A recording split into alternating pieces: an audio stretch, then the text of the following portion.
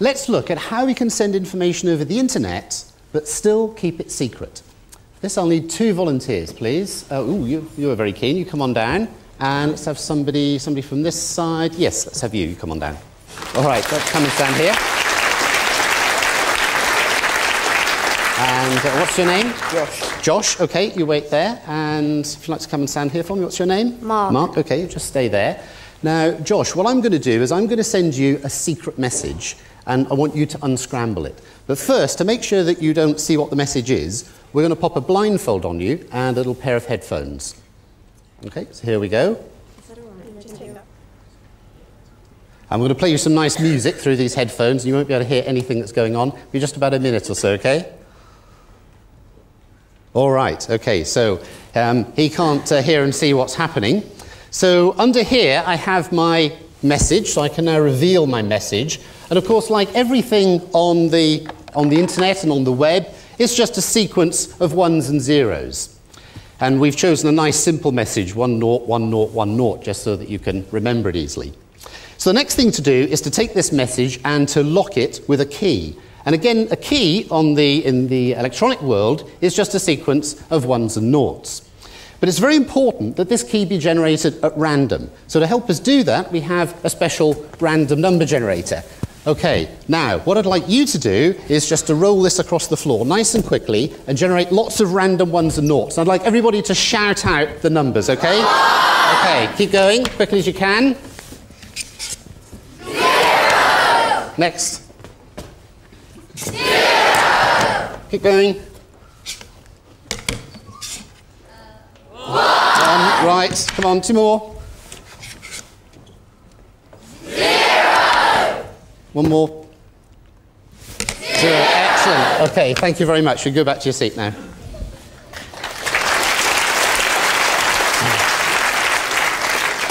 Okay, so this is our message, and this is the key.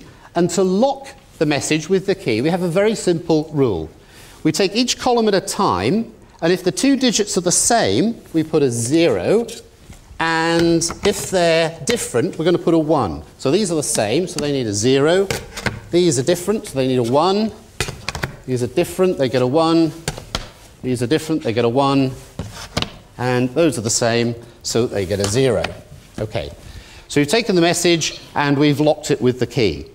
And we can now send this to our volunteer over here, but first I'm just going to cover up the original message.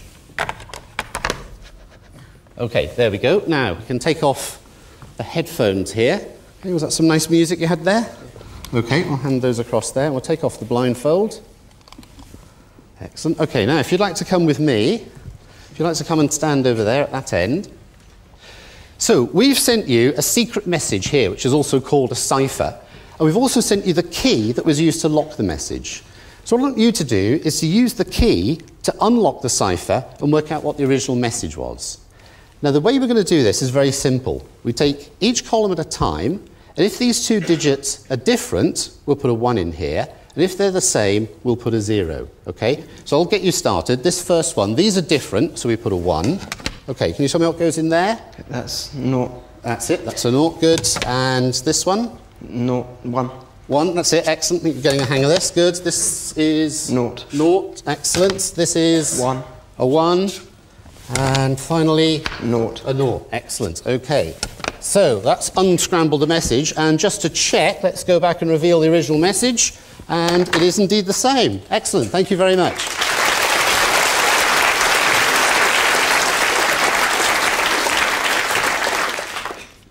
So we've seen one way in which we can lock and unlock data electronically. But there's a huge problem. The sender and the receiver need to have the same key, and it's important that nobody else knows what that key is. And we can't just send the key across the internet because somebody will copy it. Now, for a long time, it was thought that this problem of key exchange was impossible to solve. But of course, without a solution, the whole world of internet shopping and banking and secure websites would never have happened. Let's first look at how we can solve the problem of key exchange in the physical world. And to help me do this, I'd like 3 volunteers, please. Yes, would you like to come on out? Have somebody from there, you can come on out. Let's have somebody from the middle, shall we? Yes, you. That's you? Yep, that's it. So if you'd like to come and stand here, what's your name? Megan. Megan. If you'd like to stand there, that's good. What's your name? Barnaby. Barnaby. Okay, that's good. And you can stand here. What's your name? Pippa. Pippa, excellent. Okay. So you're going to be our sort of delivery service, okay? And Andy and I are going to try to work out how we can send a key to each other. Now, Andy over there has 2 copies of a blue key. If he can get one of those keys to me, then we can send secret information backwards and forwards. The problem is, the only way he can send things to me is by using our delivery service. And we don't want these people to get hold of the key. All right, so what's he going to do? Well, what Andy can do is he can take one of those keys and he can put it in a box.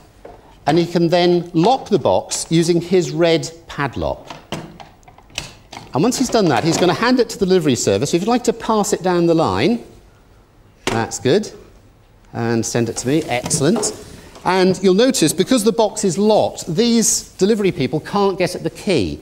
But the problem is, of course, when I get the box, I can't get at the key either because I can't open the red padlock. So what I'm going to do is I'm going to take my own padlock, which is green, and I'm going to lock the box using this padlock, and then I'm going to send it back to Andy. Again, the box is safely locked, so the delivery people can't get hold of that blue key inside. And now, when Andy receives the box, it's his red padlock, so he has the red key, so he can remove the red padlock. And once he's done that, he can then send it back to me using the delivery service. And again, the box is still locked, so they can't get inside. Excellent, thank you. And then finally, when I receive it, of course, this is my padlock, and I have the green key to this padlock, so I can remove the padlock, and then inside the box is the blue key. So Andy and I have now managed to exchange keys. We have the same blue key, and nobody else knows what that key is. Okay, thank you very much.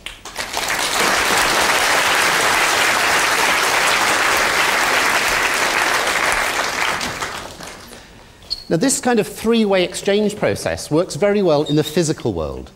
But in the electronic world, everything is just ones and noughts. And the problem is that the people in the middle would see 3 messages going backwards and forwards, and it turns out that gives them enough information to unscramble the message and reveal the key. In the electronic world, we're going to need something a bit more sophisticated. What we need is a clever piece of mathematics called a one-way function. We can think of this as something which is very easy to do one way, but very hard to undo. Now, I have an example here of a one-way process. This is a balloon, and it contains a mixture of hydrogen and oxygen. I'm going to set fire to it. Anybody know what's going to happen when I set fire to it? It'll make water. Excellent. What else is going to happen?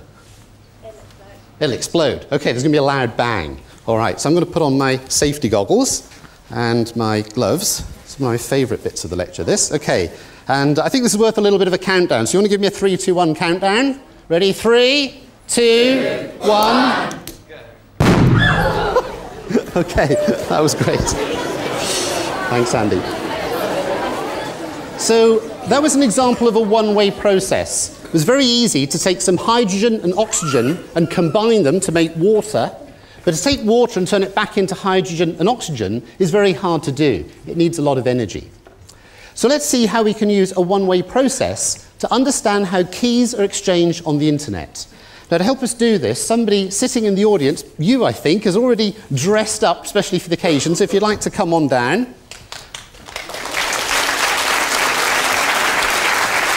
If you'd like to stand there. And what's your name? Olivia. Olivia. All right, so Olivia is going to be the internet, and again, Andy and I are going to try to exchange keys, but this time in the electronic world.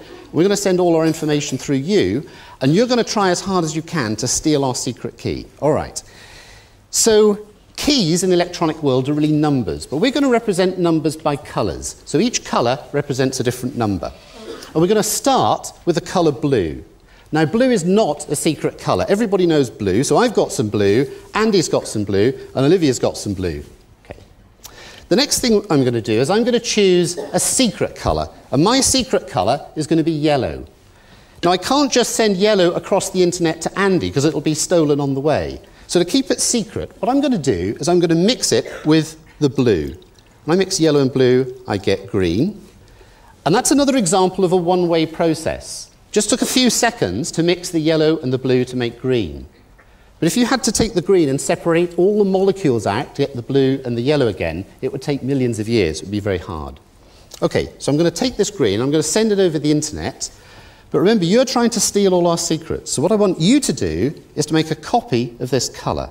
Okay, so what I want you to do is to pour half of the liquid into this container. If you just pour it up to that line, that's good.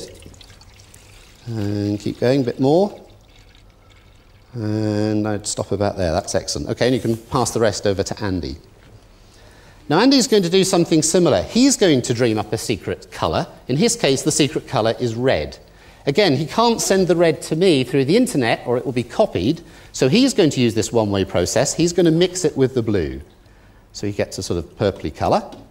And now he's going to send that mixture to me over the internet.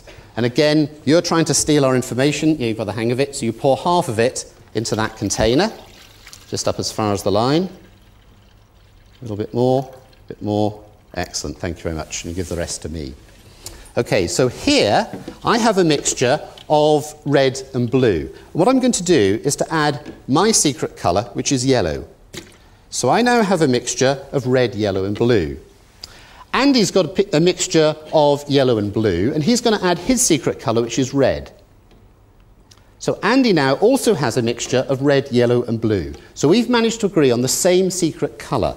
And if we just put these together in the middle, I hope you'll be able to see that those are indeed the same colour. All right, what about our internet thief? What information do you have? Can you make this same colour? Well, let's have a look. Well, this colour is a mixture of red and blue, and that's definitely a bit different. You've got some yellow in here mixed with some blue, so you can't unmix the colours, remember. You can only mix things. So why don't you try adding this to that and see if you can copy our secret colour. And what we'll see is that, that's it, just pour it all in, the whole lot, that's good. Now this is a different colour. It's a different colour because this is a mixture of red plus blue plus yellow plus blue. So it's got twice as much blue in it. And the only other colour you know about is blue. So if you pour that in as well, that's actually just going to make things even worse. There's even too much blue now. You can stop there, that's fine. So we've seen how Andy and I have been able to agree on a secret colour, and in the electronic world that means we've agreed on a secret number. So next time you see that little yellow padlock on your web browser, you'll know that your computer and the website computer have done a little exchange of secret numbers just like this one, and that means it's now okay to put your credit card information or whatever it is into that website because it'll be scrambled and other people won't be able to read it. Okay, thank you very much.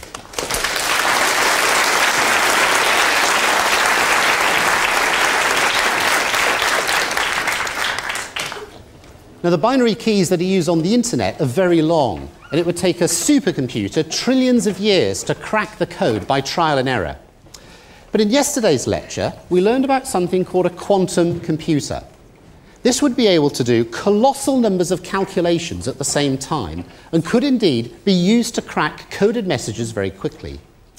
Now, practical quantum computers might be many years away, but what if someone were able to build a quantum computer? Is there a way to send secret messages that even a quantum computer cannot crack? Well, there is, and it also depends on quantum physics. It's called quantum key exchange. I have here a laser, and it's going to fire a beam of light through this, which is a polarizer. The polarizer will filter out all the light except light in a particular direction. Now, this polarizer is vertical. So the light coming through the polarizer will be vibrating up and down in a vertical motion. And we can think of this as somebody sending information. So, for example, they might be in Cambridge. Over here, I have another polarizer and a screen. And we can think of this as the person who's receiving the information. So they might, for instance, be in London. Okay, if we bring the lights down, I'll just turn on the laser. And just going to use a bit of smoke just to help us see the laser. There we go. Now what we see is that the light is passing through the second polarizer and is hitting this screen. What I'm going to do now is to rotate this polarizer until it's at 90 degrees to the first polarizer, and you'll see the light is blocked. So what we've done here is to use this polarizer in London to measure the direction of the other polarizer back in Cambridge. So information has been passed from Cambridge to London. Okay, let's suppose now that somebody wants to copy that information as it goes past. So they're partway between Cambridge and London. Now, with ordinary electronic data, somebody can make a perfect copy of it and we'd never know. But with this quantum key distribution system, something rather special happens. So, let's just take a look at that laser beam. Remember that the beam is being blocked by the second polarizer over in London. And now I'm going to try to measure the direction of that polarizer by inserting another polarizer here. And let's see what happens when I do that. So when I put this polarizer into the beam, we see that light now gets through onto the screen. So this is an extremely peculiar effect. If I remove the polarizer, the light gets blocked again. So inserting this dark material, this dark piece of plastic into the laser beam, actually causes the light to get from here to here. And when I remove this piece of polarizer, it causes the light to be blocked. So if we're here in London, we can detect the fact that somebody has actually tried to copy the information as it goes past. And that means we know that somebody's copied our key and we can't use it safely to send secret information. Okay, I'm going to pop that laser off now. Now, quantum key exchange systems like this are already in use in some banks. And there's even a research group at Bristol that's working on a miniaturized system to go inside a mobile phone. So let's go back to Andy's website and see if we can find that secret information. Well, we've already established our secure connection, and it's now asking me to authenticate myself by typing in the name of my first pet. Well, I've already registered with Andy's website, so I'm going to type in the name of my first pet, which is George, and it says, click here to play the video. So let's click on that link. And while that video is downloading, let's think a little bit about what's going on when we download data over the internet. The internet consists of hundreds of millions of computers connected together in a complex network. And the explosive growth of the internet means that more and more people are downloading more and more information. And just like the roads, the internet can become congested. After the break, we'll find out about some of the very strange effects that can happen when the roads, or indeed the internet, becomes congested. Thank you.